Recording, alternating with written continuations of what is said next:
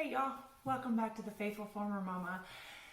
Spring is almost upon us here. As you saw in my video before, I actually have bulbs and tulips and hyacinths and things blooming that normally don't bloom until March or April. But right now, I feel like everything is so far ahead of where it should be. And that kind of scares me a little bit because that could mean two things. One, we are going to have a god-awful hot summer. Or Mother Nature is trying to fool us and we are going to have this massive cold front that comes in and just kills everything. Last year, our last frost was April 27th, very late for this area. So I'm always hesitant to plant things until the middle of April. However, it is time to start thinking about seeds. Lots and lots and lots of seeds. So today I'm going to teach you a little bit about what I do on how to figure out when to start planting and also how I keep my seeds in storage. Thanks for being here today, guys. If you are new to my channel, please go down below, find the subscribe button, be sure to click that and give me a thumbs up if you like this type of video so that I know to make more of them. So I get lots of questions about when to start seeds. Most of the questions that I get usually revolve around things like, how do I know when to plant?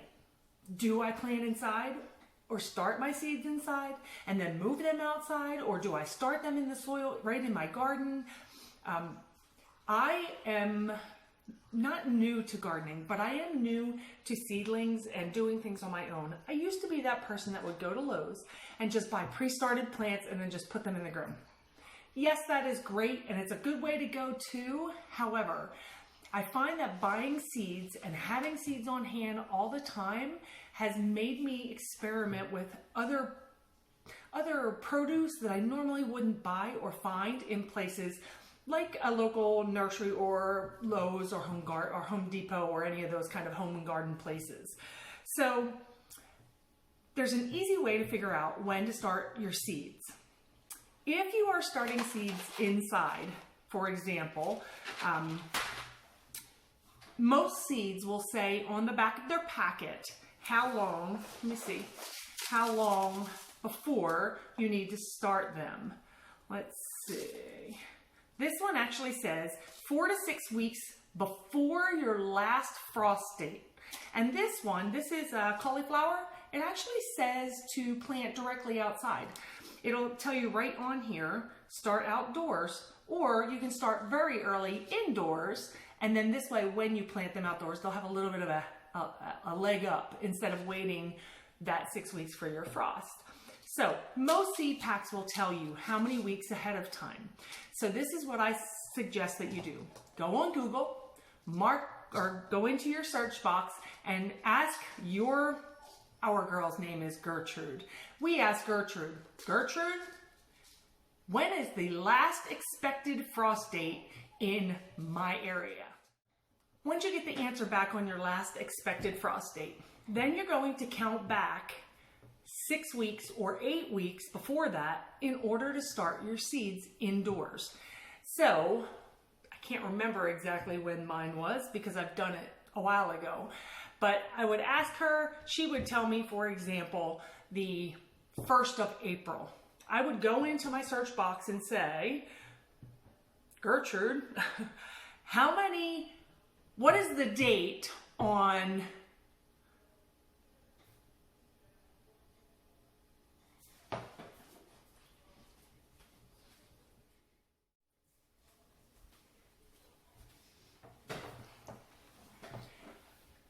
So once you get that date of when your last expected frost date is, you would go in again and either figure out how many days 6 weeks or 8 weeks is, or you can just go into your Google search again and ask her what the date would be 6 to 8 weeks before your last expected frost date.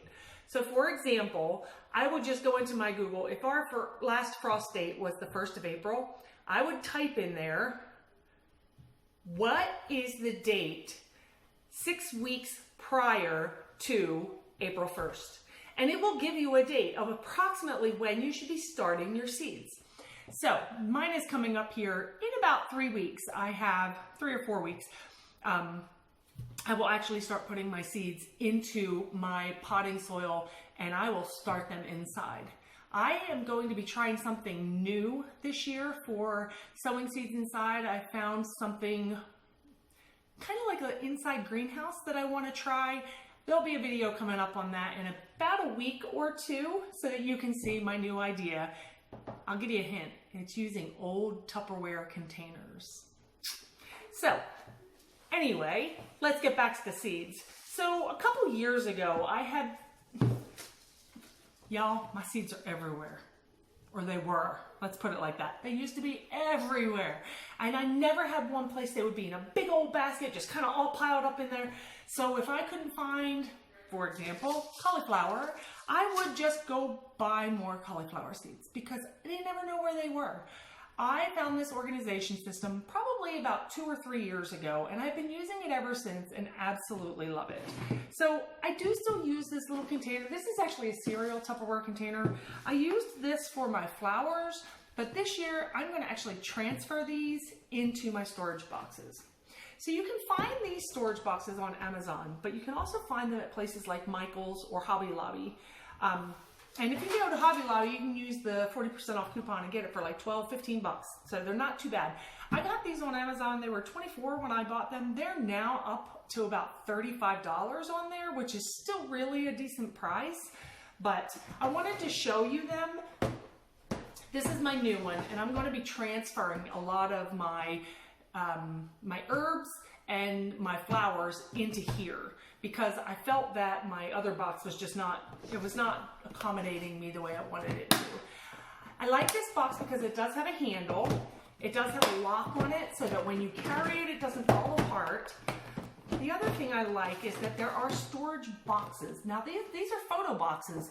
They are meant to hold 4x6 photos. What I like about them is that they do lock so that they are kind of like almost airtight. I also like that if I am going outside to say start green beans right in the ground, I can bring this box with me outside, plant them, put everything that's left over back in here, and then come back and stick it here. Now, like I said, this is my new box. Nothing is labeled. So I'm going to show you my other box so that you can see exactly what is inside of it. So as I said, this is my older box, and a lot of these things are fixing to be moved. I am going to have to relabel some. I see that this is actually coming unstuck. But for each one of these boxes, I wanted to put one thing per box. And I wound up that I really did need 2 boxes per item. So in this box, for example, we have Brussels sprouts and tomatoes. And then I just keep all of my seeds in here so that I know exactly what I have and how much I have. Now, I do keep old tags also because sometimes you don't know, you might need these for replanting the following year. Like these here, I will definitely replant these this year. I know that I have seeds, so I will be planting those. And the yellow pear is another. I have a lot of those as well, and I have tags for that too. So, and then I just close these up and then put them back away. Now this year I ordered seeds from a few places. Love Baker Creek Heirloom seeds. I actually ordered a ton of seeds from them this year, and all of these seeds need to go and be put into their respective spots. Again, in my boxes, I have flowers, and then I will have my veggies and stuff like that separate as well. I also order from a company called Johhny seeds. You can find these all online. I'll leave the link in the description below. I was having a hard time getting peas last year, so I did buy peas from them last year, or at the end of the season, so that I could plant them this year. I also get some things from Burpee. Burpee online has a great variety of things. I can't seem to find my Burpee things at the moment. The other thing I did was last year for my heirloom seeds and a lot of my flower seeds, I got these cute little packages. These are seed holding packages. I got these also on Amazon. I'll leave the link to that below as well. They are just an envelope. They are sticky. You can lick them and seal them.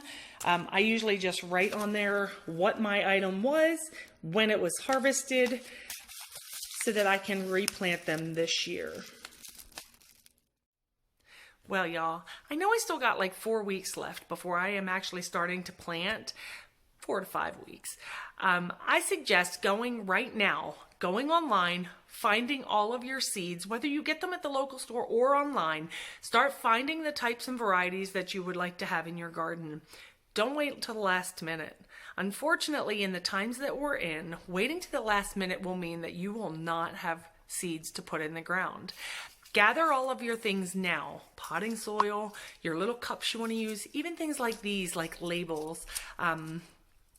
I actually make these on my sister's site. It's called On the Farm Expressions. You can find those there. Finding all of this stuff and getting it all ready now is the best thing that you possibly could do.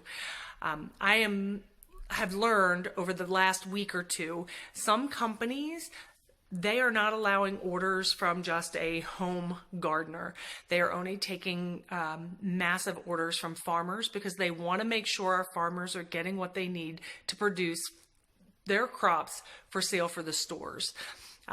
So one of the things I do suggest is when you are buying your seeds, Baker Creek has the greatest heirloom seeds.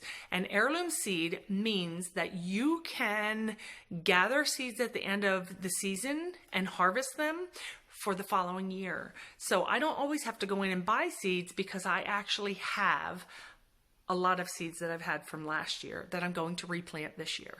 So keep that in mind when you're looking for seeds. I'm really glad you're here and you're part of my channel. I am looking forward to spring. It's a little earlier than I really thought it would be coming, but I am looking forward to getting back into the dirt and growing produce for my family. God bless, guys. See you next time.